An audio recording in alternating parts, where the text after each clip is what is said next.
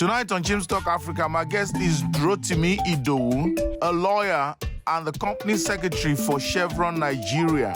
He shares about his interesting path, his struggle through failure to rising to the height of his profession, as well as the recipe for success. Tonight on Chim's Talk Africa.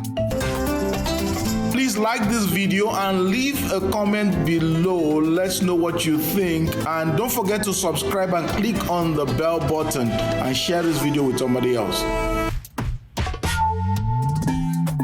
From Cape Town to Cairo and from Mogadishu to Dakar, this is Chim's Talk Africa.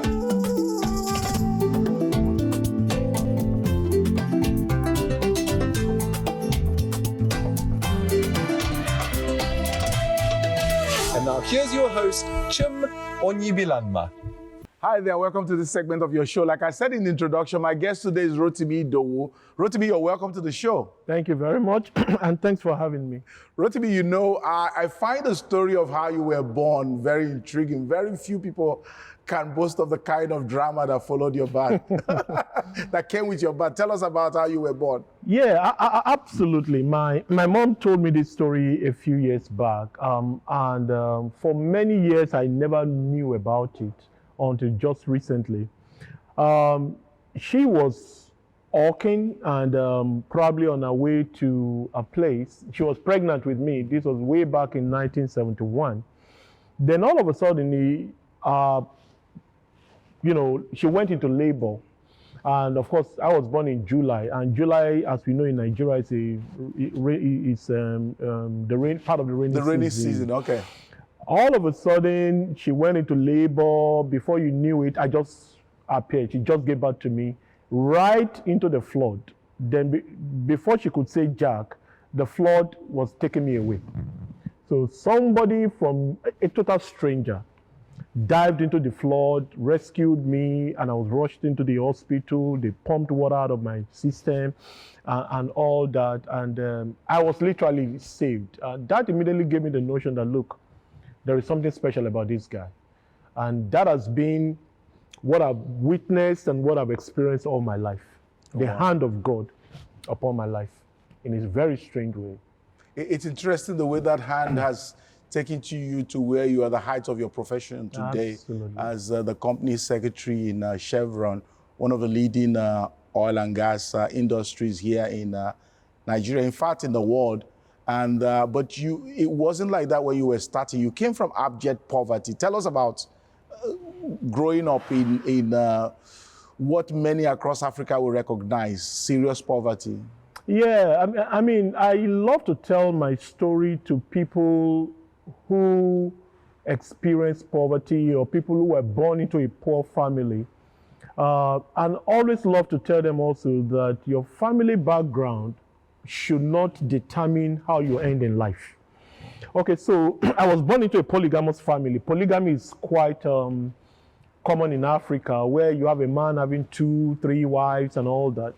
And I grew up, with a lot of insecurities. We didn't have television. We had to go and look through the window of a neighbor to get a peep of what was going on the TV.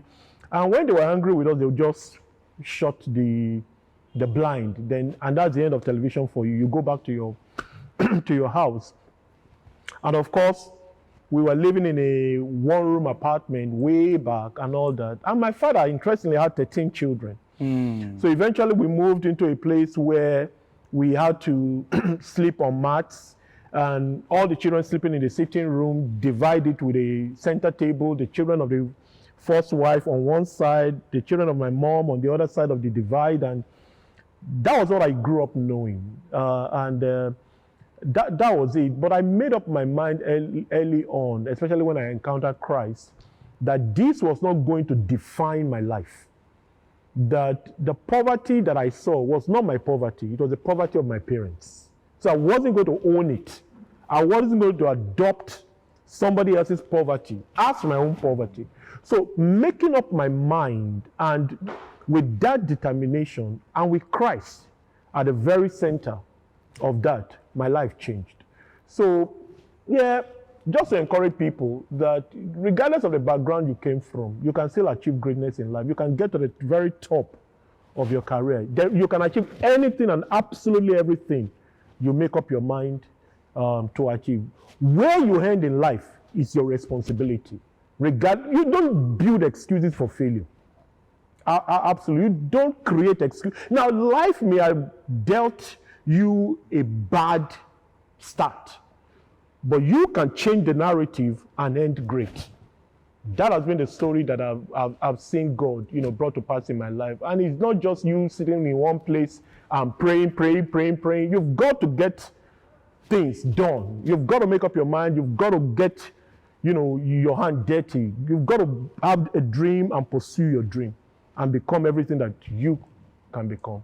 Let's talk about Christ, meeting Christ. You've referred to it several times that this was where the change happened. How did you meet the Lord? What was your dad? What was your mom? I mean, was your dad a Christ follower? No, absolutely none. Well, they were Christians in name, but we're going to church twice a year, probably Easter and Christmas. So nobody knew God until my younger brother, found Christ. He attended a church, Christ Chapel International Church, is pastored by Reverend Tunde Jordan then. Yeah, I'm glad you mentioned that. I couldn't help. I'm cutting into you here because I think one needs to capture a book about what God did through Reverend Tunde Jordan Wow. in the 80s going to 90. Absolutely. I got saved during that wave too. Wow. I got saved in 1986. Awesome. Through the wave of Christ Chapel here in Sulere. Wow. But back to your story because it's not my story. Okay, so that was June 1987. It was at Super Cinema. My brother was saved. My younger brother was saved. So we saw the joy of the Lord radiating in him. He was so bubbly. He was exciting. We weren't going to church, that time. And I was like, this guy had something. So he invited me. So I went. The very first day I stepped into that church, I heard the word of God. I was moved. I was barely 16, going on my 16th birthday. And he made an altar call. I was sitting way at the back. I got up and I went all the way to the front and I gave my life to Christ that day in June 1987. I will never forget that day. I gave my life to Christ that day and he prayed for us. Reverend Tunde Jordan prayed for us. And that same day I received the baptism of the Holy Spirit. From that day, I never went back. From that day, I began to see life from a completely different perspective. That you needed God to survive, you needed God to really help you through life. And God began to, as I walked with God, He began to share with me some of the principles that I needed to bring on board if I was going to end up well. Values about integrity, principles of diligence, principles of generosity, giving, and things like that.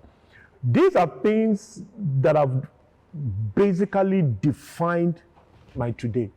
So I'm so grateful to God because the relationships I've formed, the places I've walked, the values I've manifested in my relationship with people and all that, all are based on the fact that I met Christ at a point in my life. And by the grace of God, I've never looked back. Wow. And that's why I would easily recommend Christ to anybody listening or watching, that Christ makes a big difference. It goes beyond just saving you. It also affects the totality of your being as a human being. The way you reason, the way you think, the way you face life, the way you relate with people, the values you display. These are not things you can leave to chance. These are things that Christ gives if you walk with Him, and it will make you a better person. Totally. Rotimi, I love your doggedness. I think one thing that came across strongly, I had a chance to read your story, your unpublished autobiography, which, by the way, you're a very good writer.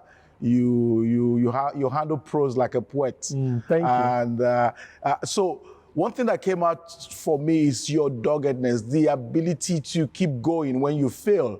I mean, most of us humans, we just give up after a few failures. You failed JAMB twice. JAMB is the entrance examination everybody takes in Nigeria to get into the university. Correct, yeah. And it's always like a major thing for everybody pursuing education. And to fail it once is like something. Yeah, to absolutely. fail it twice is... But you failed it twice. Only got through the third time. You failed professional exams. Only got it the third time. You've had rejections here and there, but you never gave up. Tell us a bit of some of these failures and why you don't give up. Okay, so, you know, failure is never final. You know, the fact, you can't go through life without going through obstacles or facing hiccups. Life is not a straight line. Right, and one of the things I tell people that are close to me, especially young people coming up, is that never take failure as a personal thing. Everybody fails in life. There is nobody born of a woman that has a very straight path to success. Okay, so like you said, I didn't make the cutoff mark to get into the university twice. That was a setback for me, but I didn't stay at a point of failure. I believed that I was more than that and that I could actually achieve if I could only continue to try.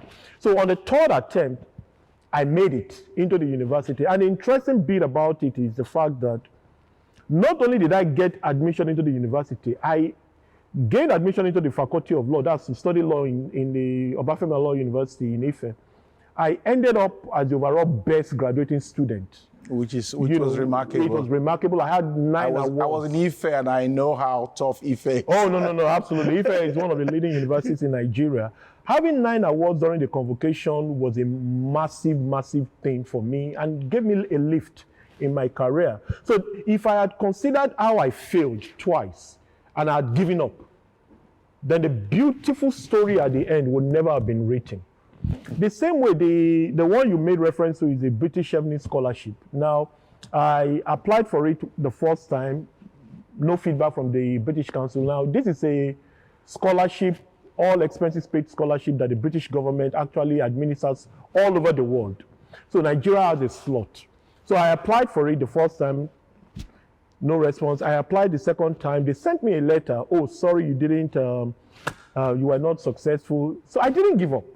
Now, facing setbacks is not easy, I must confess to you, because it will affect your emotion, it will affect your belief in yourself, but you must learn to bounce back. And that's where Christ comes in again, because he encourages you, he helps you to know that, look, don't just sit on your butt. So if somebody is watching and is like experience failure, don't give up. Keep going, keep knocking until eventually something gives. So I applied a third time, and I got a scholarship. All expenses paid my school fees to the University College London in the UK, studied international environmental and natural resources law. Everything that I needed, they paid for. And that was a game changer in my career by the grace of God. And of course, when I finished, I tried to get a job in London for several weeks. I was applying to several places. Each time they rejected me saying, sorry, you don't have UK experience. Sorry, you don't have UK experience. Sorry. And I was like, guy, I won't have UK experience if you don't give me a UK job. Right? And it was about 5 years after I'd been working and I had good jobs in Nigeria. I've had a master's program, you know, in the UK. Now give me a UK job. You are telling me I don't have UK experience. How will I have UK experience in Nigeria? But I didn't give up. I was rejected in over 100 places. I know because I was logging it on my system. Until one Nigerian lawyer somewhere just saw my CV and was like, wow, I love this CV. Let me give you a chance. And that was it. So the lesson for me is they need to be resilient. 100 no. Absolutely. I was logging it on my 100 system. no. In fact, at a point, my self-esteem went below 0. I didn't give up. There was a talk in the GLS, the Global Leadership Summit. A guy who performed an experience on rejection. He had decided that we were overrating rejection, and because we had placed it as a big giant, we never get to do what God wants us to do. He was a believer. So he decided to go out and get as much rejection as he can get. Wow. So he decided to go out everywhere to get as much rejection as he can get so that he can break the barrier. And he found that it's interesting how much yes you can get when you don't care about rejection anymore. He became, he's turned into an institution from there. Wow. And he just did that. God inspired him to to do that just to prove to other believers and everybody else that we are overrating rejection. And like the Bible says, knock and keep knocking and the door will be open. Absolutely.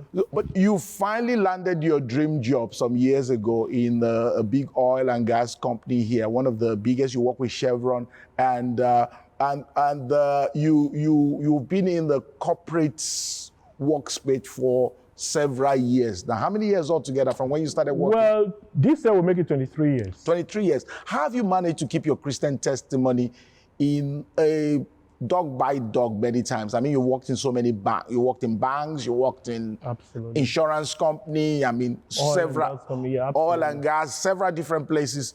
How have you managed to keep your garments and work as a salt and a light? Tell us a bit. Yeah, I believe so much in the fact that believers must be apostles in the marketplace. We are meant to be the light of the world, the salt of the earth. And that Christian testimony must be kept all through our walk through life. How has it been that I've gone through this journey without staining my garment? Well, I would just say that there is no hard and fast rule about it. Just know what you believe in and stick to it. There are values that we take on board when we become. Being a Christian is not religion, it's a relationship. Being a Christian delivers something to you. What are those things? Number one, integrity. Oh, there are thieves all over the place. People are into corruption. People take advantage of the systems and all that. But you must make up your mind that you must be the light. That everybody can, but I cannot do it. And you must make up your mind that integrity must be your watchword. So you must be a man of integrity. All those values that we are taught in church, they are real, and we must abide by them by the grace of God. Integrity, excellence, you must show love to people, and you must just be different. When you make up your mind to do all these things, and of course, what are the things that helps you? Number one, you must remain in Christ. You must identify with people who are believers. You must keep, because the Bible says iron sharpens iron. So the clique of people around you must be people that will enable your values, not people who will begin to feed you with lies, feed you with things that are contrary to what you believe in. So the people you surround yourself with is important in whether you will shift into the world or you remain consistent in what you believe in. Do you have examples that come to mind of where you've had this tested in your own life? Well, whether in the beginning or in the middle, or maybe I can't recall anyone right now. But you see, it's like it's organic. What do I mean by that? On a day-to-day basis, you face people coming to you and saying, "Can you please help us to talk to this person? I need a contract here, blah blah blah." So, guy, there's no problem. Apply. But that I will now go through the back door, collect something from you, go through the back door, I will never do that. And that is because it doesn't even cross my mind. Not because I'm a perfect person, but because of the fact that I key into God's values, I relate with believers, I do, and that brings to the mind Psalm 1. The Bible says, "Blessed is the man that does not sit in the seat of the scornful, or walk with sinners, or keep the company of..." So who you surround yourself with will help you to a large extent in knowing what even people can even ask you to do. Because they will have looked at you from afar. They would have sized you up that if we approach this guy, maybe he will. But they know how you talk. They know what you represent. I mean, I stand in management meetings. I sit in management meetings. And when I see people talk, I mean, in different companies I've worked in, and I see people talk, by the time I begin to make my contribution, everybody knows that this guy is different. Then they keep quiet because they know that this guy is being a believer is not just going to church. It is about manifesting Christ, modeling Christ in terms of love, in terms of integrity, in terms of everything that you do. And when they know that, even if somebody had a mind to come and approach you for something unethical, they back off. Yeah, because you have a testimony. Tell me, there is an incident, and we're not calling names or anything, but it's important to me just because of the emotional roller coaster you went through it, in one of the places you walked, there was an incident where, because you stood for truths, from how I understood it, you did keep identities away there because you were telling your own story. I want you to tell that your story now, your own side of the story, but not so much what people did, because I know what happened to you came because you stood for speaking out against what is wrong, and then you ended up going through what might look like a demotion or persecution. Tell us a bit about it, and especially the roller coaster of troubles you went through. And thanks for bringing that up. You've really read the autobiography, the unpublished autobiography. Now, it is important to know that if you must live for Christ, you may not be able to take away persecution. Yeah. You will have persecution. You will have persecution because people will come against you. When you stand for righteousness, the world is filled with people who are against Christ. So when that happens, a lot of things may happen to you. What you need to do is to stand firm in what you believe in. If you must cry, cry. But you must not leave God or think that God has abandoned you. Before you tell us the lesson, I want you to just tell us a bit about how you felt. I know you're a teacher, you're a pastor, but I want people to taste a bit about what I enjoyed in reading your story. The way you just shared about some of the pains you went through, because this is real. We talk about standing for Christ, and I know you don't want to get too personal. You rather give the values and all that, but people learn more from examples. So we talk about standing for Christ. This was a situation where you stood up for what is good. You faced this. How did you feel being demoted, if we like? Well, not demotion. Or rather, you were sent to a place where you shouldn't be. You were sent to a, let's say, backwater or backside of the less visible part of the establishment for a while. And it was still your work, but it wasn't exactly everything you'd hope for. Yeah. You were dealt a bad hand. I'm trying to coach it in different words so that I can bring you to where you can tell us how you felt. Yeah. Not even what they did to you, but how you felt. So, I've worked in several places all my life. I know. So we're not even interested in where this happened. It's a story of Mr. Rotimi I'm interested in. Absolutely. So when this happened, I was taken to a place that people ordinarily would not want to go to. And everybody knew that, this is punishment. So, and I felt bad. Initially, I felt, God, why did you allow this to happen? Because we prayed against it. Eventually, I had to go, and my wife was like, no, this will not. I said, guy, calm down. For God to have allowed it, it means that there is a purpose. When I got there, I felt bad. It was the first time I was going to be separated from my family. I missed my wife so much, missed my children. At home, I was more or less in charge of everything going on the home front. My wife would probably go to work several miles away from the from the house, establishment and all that. So I was more or less at home managing the affairs. So being removed from that equation was very painful, because then it meant that my wife had to now carry a lot more load, and weight and all that. And of course, where I was, there weren't regular flights from that location to Lagos. So many times I couldn't travel. The only way you could go back to Lagos most times was through the road. And that would mean you spending up to 7-8 hours on the road with the attendant risk of accidents, kidnapping, and what have you. So it was really bad. Okay, so it was so bad that many times when I got up, I'll notice that my car was dirty, and in Lagos I was surrounded by a very strong support system. Now in this other location, there wasn't any, so I had to do a lot of things myself. Many times when I was talking to my wife, I'll be talking to her, and the echo will be, getting back to me because it was an empty house. I was the only one. It was so bad. But I encouraged myself in the Lord. And the lesson from there to me is for people to remember that this too shall pass. Because from that situation, God brought out his glory.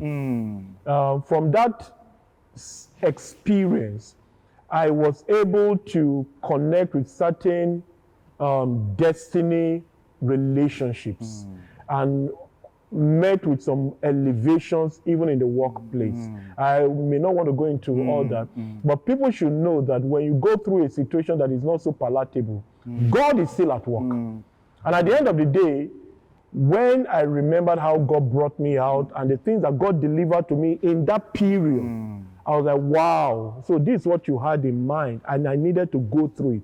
Remember, the Bible says Jesus needed to go through Samaria. So there are certain points in our lives that God will take us through that we may not like.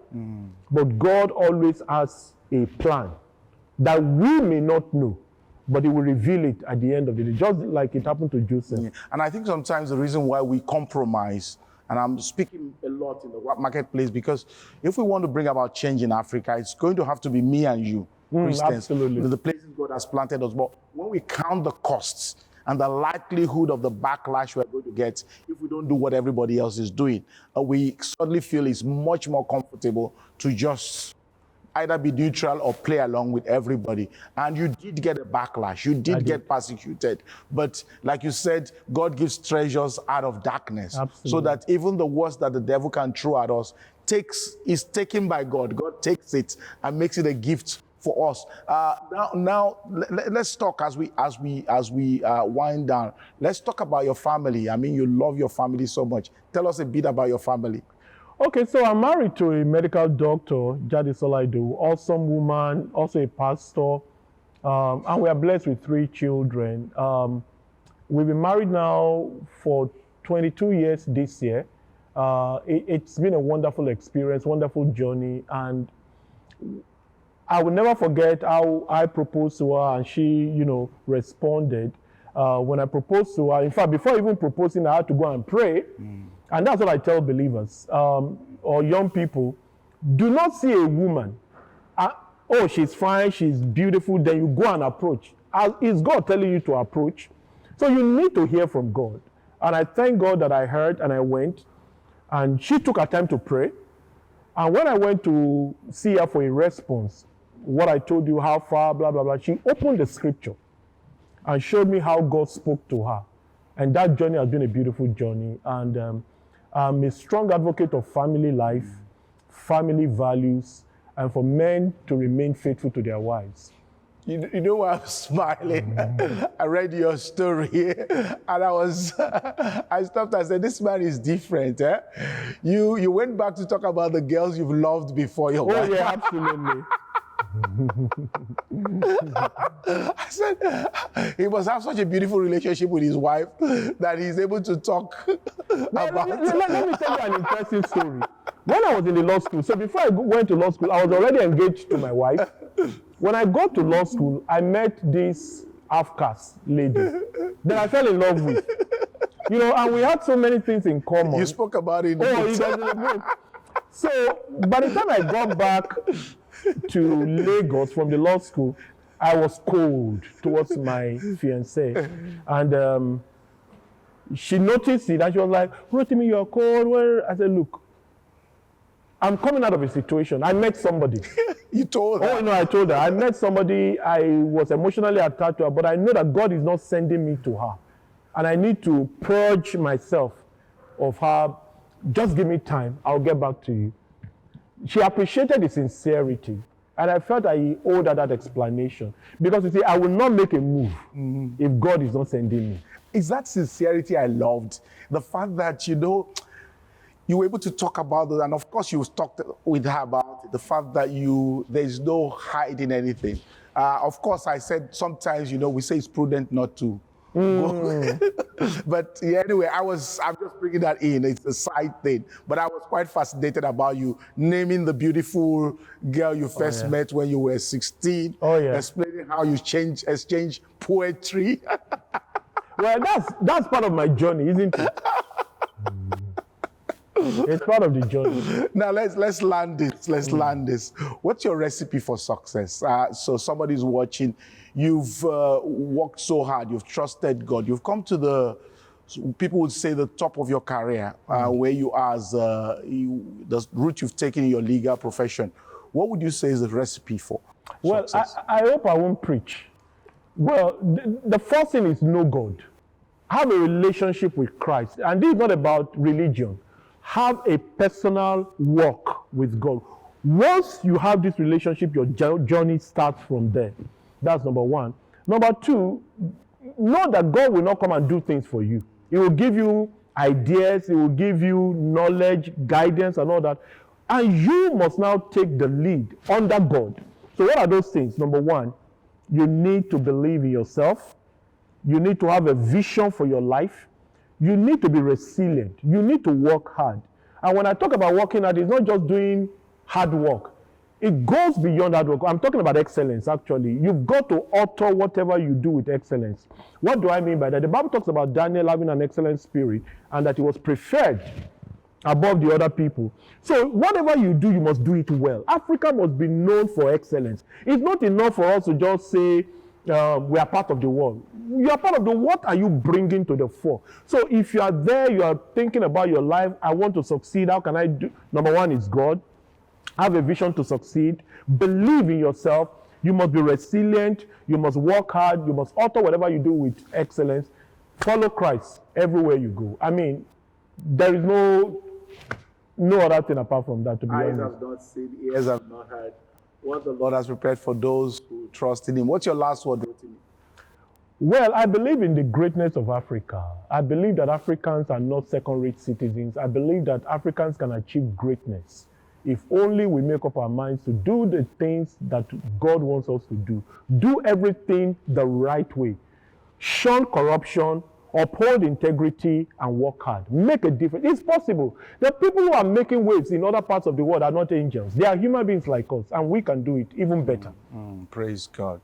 Thank you so much. So I've been talking to Rotimi Idowu. He's a lawyer, and he's the company secretary for Chevron Nigeria. Thank you, Rotimi, so much for coming on the show. It's been a pleasure. You made me laugh a lot. Your sincerity, your honesty, the way you just come out as you are. Thank you very much for having me here. Hopefully, I'll come back some other time. Amen. We would love you to come back, and I'll be back to round up later. Bye.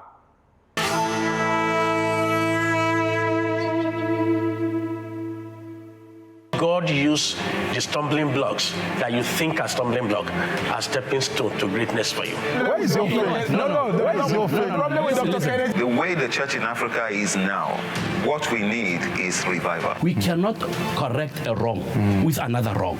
We cannot correct the injustices of the past by perpetuating. You have what it takes to make a difference. So don't give up on yourself, because God has certainly not given up on you.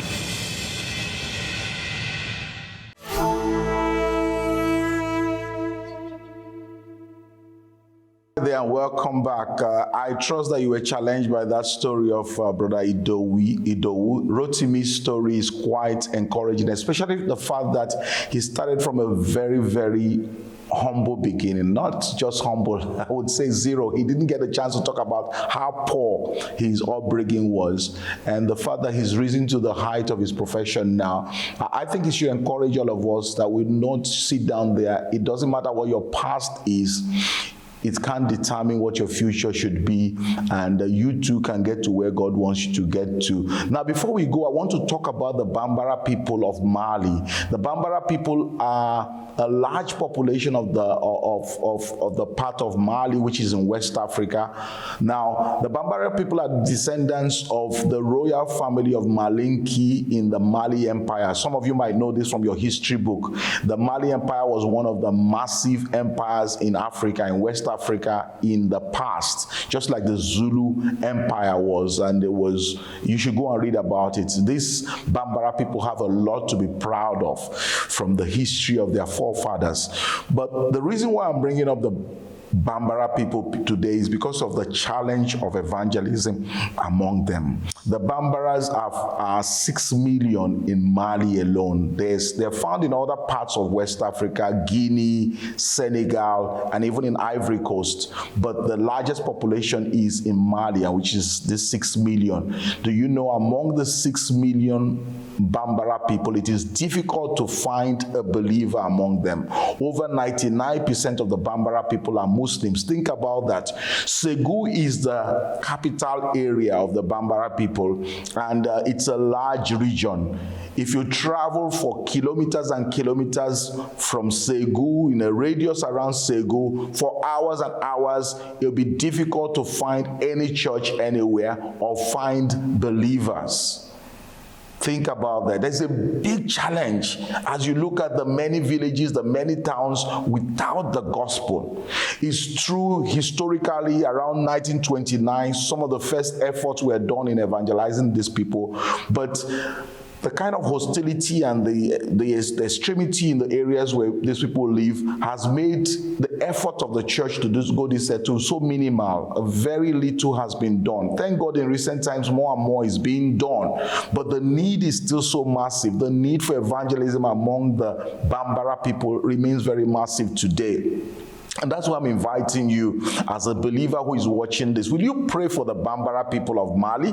Will you consider maybe God is calling you among them? Will you consider giving financially to help us evangelize the Bambara people in Mali? You know, one of the things that have complicated things, the challenge of evangelizing the Bambara people, is the recent growth of terrorism in that area. The ISIS in West Africa has their headquarters around the Bambara people. Efforts have been done through the military to disperse them, but they've headed in recent times into different villages and all that, complicating this challenge of evangelizing them. We recently sent a few months ago a team among the Bambara people. They are presently living among them. In fact, I was speaking to them just this morning before I came to record this broadcast, and they were just weeping to me that the challenge of evangelism in that region is massive. Send us more laborers, send us more prayers, send us more resources. Will you consider giving? Will you at least start by considering praying for the Bambara people? Will you consider giving financially to help us evangelize the Bambara people in our day? There's a large need, a huge need. You can use the information on your screen to contact us today so that we can give you information of how you can either pray or give or even go. God wants to win the Bambaras for Jesus. It's as if the devil has said, we're going to entrap these people. We're going to use terrorism. We're going to use hostility to the gospel and every other economic factor to try and keep them in darkness and take them to hell. But the church of God says no. And I want you to say no too as you respond in giving, in praying and going. Consider giving today. Use the information on your screen and you'll be part of the harvest among the Bambara people of Mali. Thank you so much. This is where we'll wrap up for today. We thank you so much for joining us. Consider checking out our YouTube channel for all the different videos we have. And I'll see you same station, same time next week. Bye for now. Please like this video and leave a comment below. Let's know what you think. And don't forget to subscribe and click on the bell button and share this video with somebody else.